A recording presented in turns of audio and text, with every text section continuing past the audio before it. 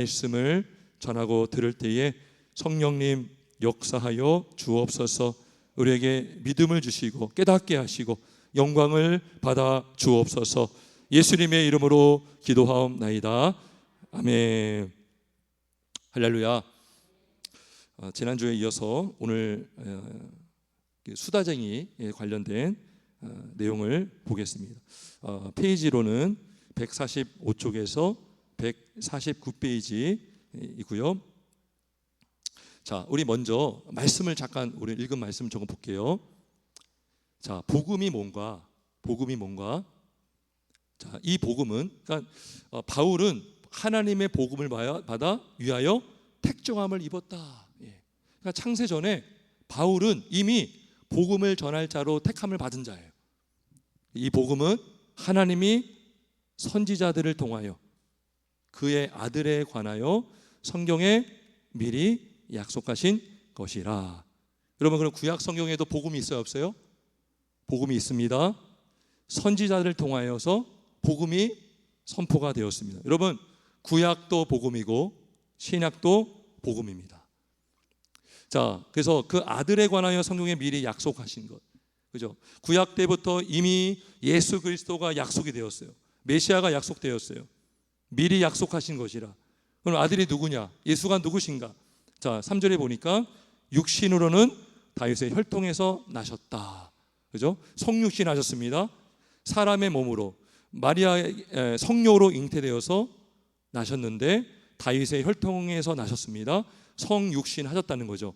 사람이 되셨고 성결의 영으로는 죽은 가운데서 죽은 자들 가운데서 부활하사. 자, 부활이 있었다면 그 전에 뭐가 있었죠? 예수님의 죽으심이 있었죠.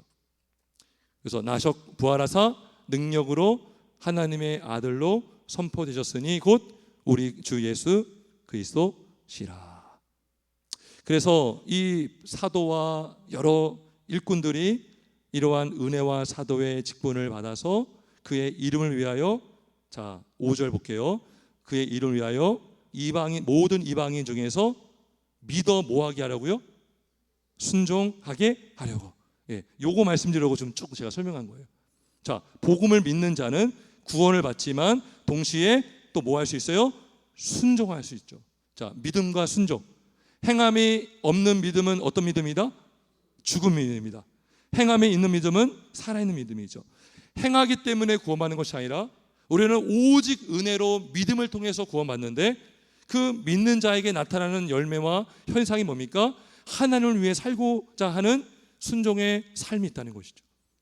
믿어 순종, 믿음과 순종, 믿어 순종하게 하나니 너희도 그들 중에서 예수 그리스도의 것으로 부르심을 받은 자니라. 로마에서 하나님의 사랑을 하심을 받고 성도로 부르심을 받은 모든 자에게 하나님 우리 아버지와 주 예수 그리스도로부터 은혜와 평강이 있기를 원하노라. 그러니까 여러분, 수다쟁이는 특징이 뭐예요? 나 잘 믿고 나 많이 알아 하는데 뭐가 없어요? 순종이 없는 거예요. 순종이. 자, 145쪽 보겠습니다. 자, 145쪽 위에서 6번째 줄 믿음, 거기 보면 뭐라고 되어 있습니까? 크리스천이 설명해 주니까 이제 말과 실제 행동은 별개의 문제임을 깨달았습니다. 이제부터 이러한 구별을 좀 더 명확히 할 수 있도록 한층 주의를 기울이겠습니다. 그자 크리스천이 뭐라고 합니까? 참으로 말과 행동은 영혼과 육체가 서로 다르듯이 별개의 것들이지요. 영혼이 없는 육신이 죽은 시체인 것과 마찬가지로 행동이 따르지 않는 말도 역시 죽어 있는 시체에 불과합니다. 종교의 정신은 곧 실행하는 데 있습니다. 여러분, 고린도전서 14장 7절에 보면 혹 필이나 검은고와 같이 생명 없는 것이 소리를 낼 때에 그 음의 분별을 나타내지 아니하면 필이 부는 것인지 검은고 타는 것인지 어찌 알게 하리요 라고 했어요. 소리가 있지만 생명 있는 소리가 있고 생명 없는 소리가 있다는 것이죠. 그러면 수다쟁이가 한 소리는 어떤 소리였어요? 생명이 없는 소리라는 거죠. 말을 많이 했지만 그 안에 생명이 없어요. 그러니까 이 사람은 사실은 믿지 않는 사람이었어요. 아는 건 너무나 많아요. 여러분, 우리가 많이 아는 것 때문에 착각할 수가 있습니다. 아는 것과 믿는 것이 하나가 될 때 그게 믿음이죠. 그죠? 자, 그래서 147절 7쪽 볼게요.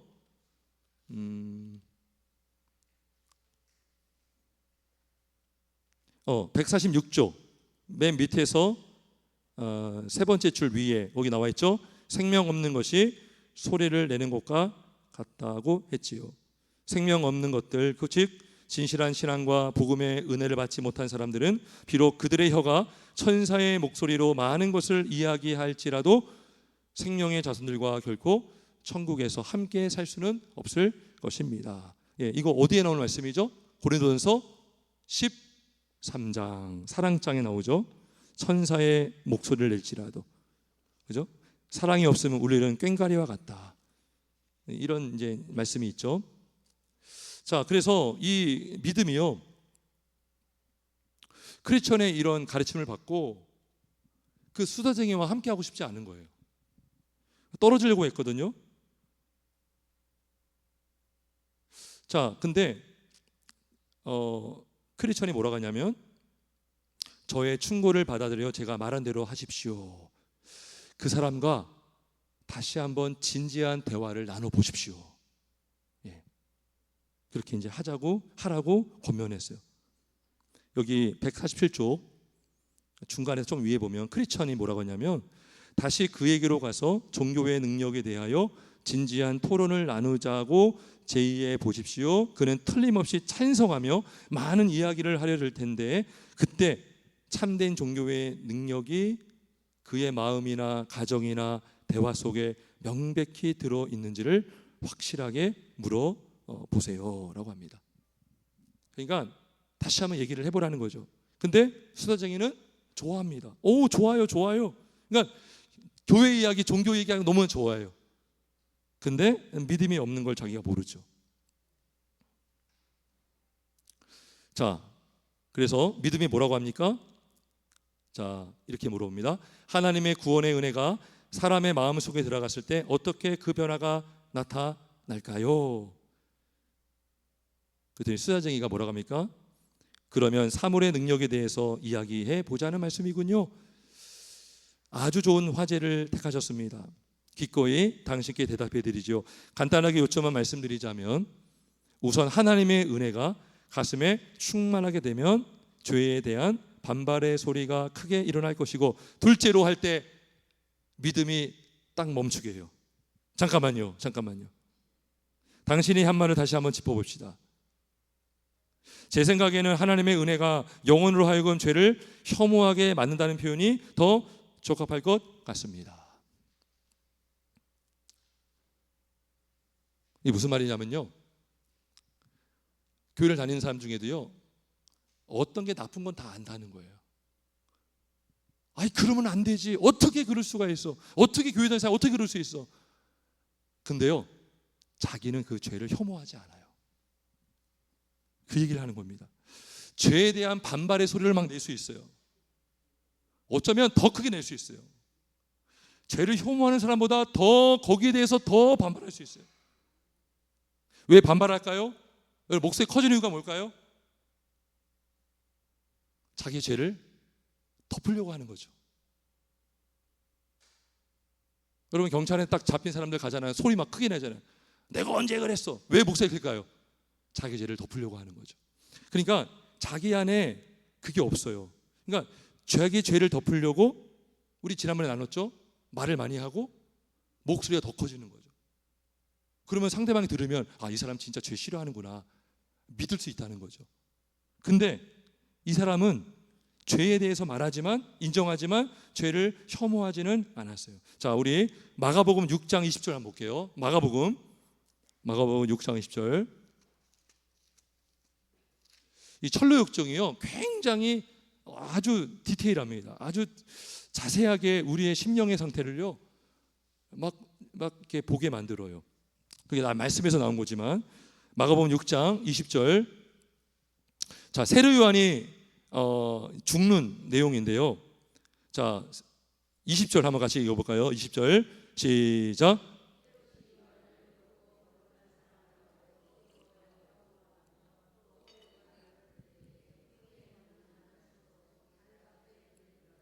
자, 지금 헤롯이요, 지금 세례 요한의 말을 달갑게 들었죠.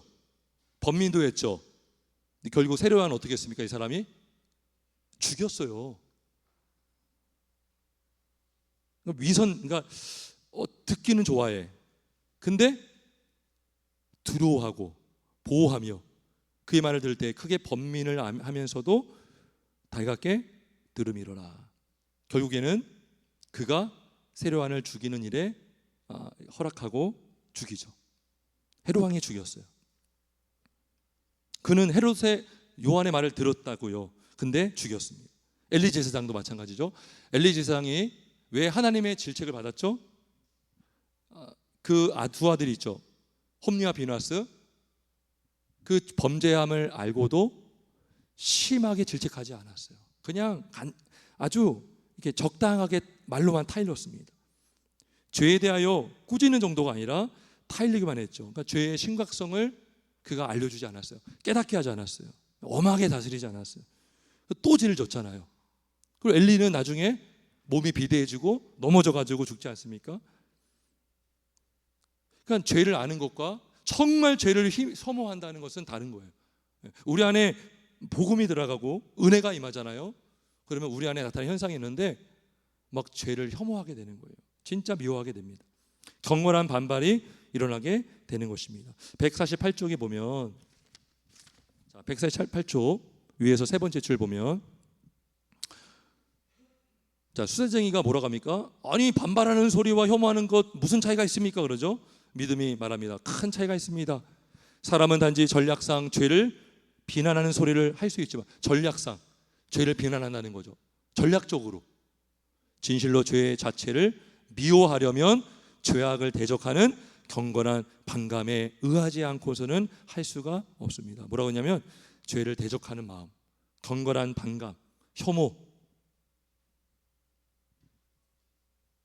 보디발의 아내가 막 요셉이 막 자기를 겁탈하려고 했다, 막 죄에 대해서, 막 간음에 대해서, 음행에 대해서 막 아주 예민하게 이렇게 반응했지만 본인이 사실 그 요셉을 자꾸 이렇게 넘본 거잖아요. 근데 소리는 더 크게 치고 오히려 요셉을 감옥에 넣는 그 일등공신을 했죠. 부정한 행동을 했지만 본인은 그 행동에 대해서 굉장히 기겁을 하는 척을 했습니다. 여러분, 인간의 죄성은요 굉장히 교묘합니다. 어느 때는요 내가 나를 보고 놀랄 때도 있어요. 내 안에 이런 게 있었구나, 내가 이렇게 음흉했구나, 이렇게 교묘하구나, 나라는 존재가. 자, 그래서 이 죄에 대한 은혜의 작용 중에 하나는 죄를 아는 것이 아니라 죄를 혐오한다는 것이죠. 두 번째가 뭐냐면, 두 번째는 자, 지식인데 어떤 지식이냐? 자, 은혜의 작용 두 번째는 뭐라고 합니까? 믿음이 물어봅니다. 그랬더니 수사쟁이가 뭐라고 합니까? 148쪽 중간에 좀 밑에 보면 복음의 신비에 대한 풍성한 지식입니다. 요 말만 보면요 100점짜리 아주 잘했어요. 근데요 단지 지식만 얘기한 거예요. 지식만.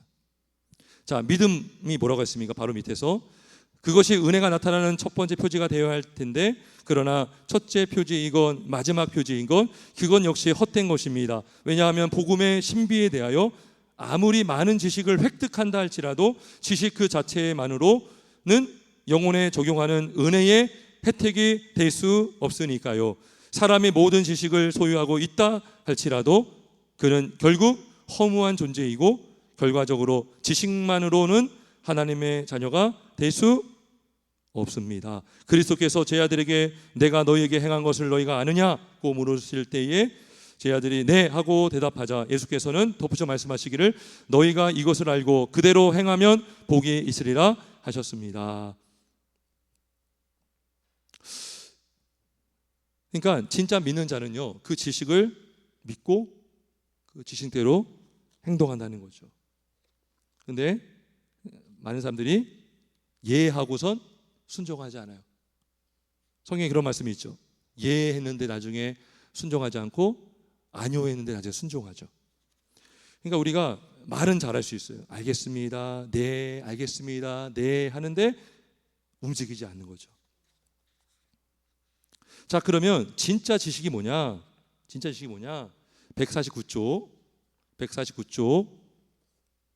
위에서 네 번째 줄부터 읽어볼게요.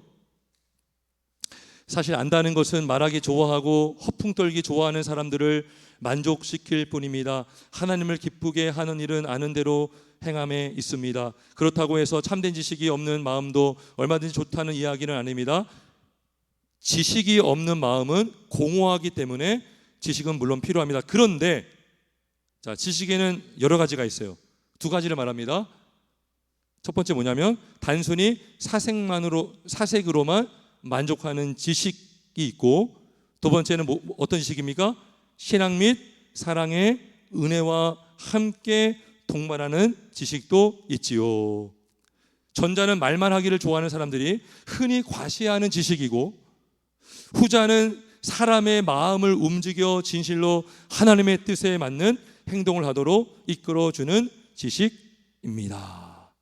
앞에서는 어떤 지식이라고요? 과시하는 지식. 뒤에는 어떤 지식입니까? 행동하는 지식, 하나님의 뜻에 맞는 행동을 하도록 이끌어주시는 지식이라는 것입니다. 우리가 단순히 아는 것을 목적으로 하는 것이 아니라, 우리가 왜 말씀을 읽어요? 누구를 더 알고 싶어서? 하나님 알고 싶어서. 왜 하나님을 더 알고 싶어 합니까? 하나님을 더 사랑하고 싶어서. 왜 사랑하려고 합니까? 하나님의 뜻대로 살고 싶어서. 그죠? 근데 이 수다쟁이는 뭐예요? 지식을 쌓는 목적이 과시하려고, 잘난 체 하려고, 자기의 죄를 포장하려고, 숨기려고, 말도 많고 목소리 크고, 그 안에는 성령이 없어요.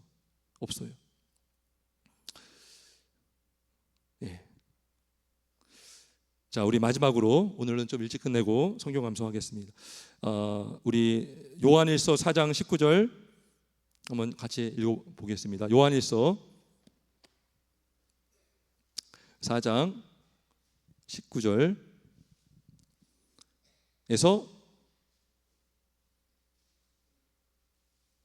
우리 5장 3절까지 같이 읽어보겠습니다. 요한일서 4장 19절에서 5장 3절까지. 요한일서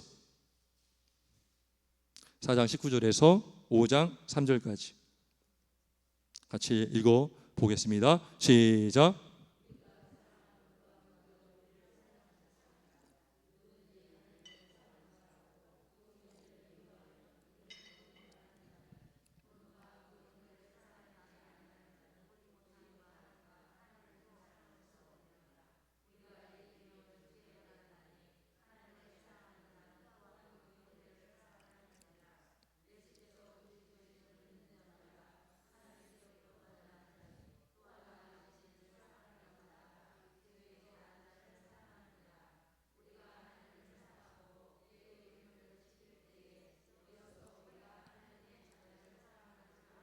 삼절 하나님을 사랑하는 것은 이것이니 우리가 그의 계명들을 지키는 것이라. 그의 계명들은 무거운 것이 아니로다. 아멘. 그러니까 하나님을 사랑한다고 하면서 형제를 미워하는 자, 이거는 거짓말하는 자다 이거죠.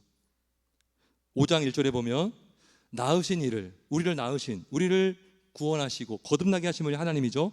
그 하나님을 사랑하는 자마다 누구를 또 사랑해요? 그에게서 난 자, 형제 자매를 사랑한다는 거죠. 형제 자매는 어디서 나왔어요? 역시 하나님에게서 나왔다는 거죠. 동일하게. 그래서 하나님을 사랑한 자는 그에게서 난 형제와 자매도 사랑할 수 있다는 것이죠. 우리가 하나님을 사랑하고 그의 계명을 지킬 때에 이로써 우리가 하나님의 자녀를 사랑한 줄을 아느니라. 하나님을 사랑하는 것은 이것이니 우리가 그의 계명들을 지키는 것이라. 두 가지 기억하세요. 은혜의 참된 작용, 참된 은혜의 작용. 첫 번째는 죄를 혐오하고, 죄를 아는 것뿐만 아니라 그 죄를 정말 혐오하고, 두 번째는 믿음과 사랑의 은혜가 동반된 지식. 따라 볼까요? 믿음과 사랑의 은혜와 함께 동반된 지식. 예, 어렵네요. 예, 여기 책에 보면 신앙 및 사랑의 은혜와 함께. 그러니까 우리가 예수를 안다, 하나님 안다 그러면 믿음이 있다는 것이고, 사랑이 있다는 것이고, 은혜가 있다는 것이고, 그와 함께 행동한다는 것이죠. 그런데 안다고 하면서 믿음이 없어요. 믿음의 행동을 안 해요. 안다고 하면서 사랑하지 않아요. 안다고 하면서 은혜가 없어요. 그거는 뭐라고요? 잘난치 않은 지식, 구원하지 못하는 지식이라는 거죠. 우리가 진짜 이 믿음의 지식을 소유하고 은혜가 충만한 우리의 인생이 되게 주의 이름으로 축원합니다. 우리 함께 기도하겠습니다.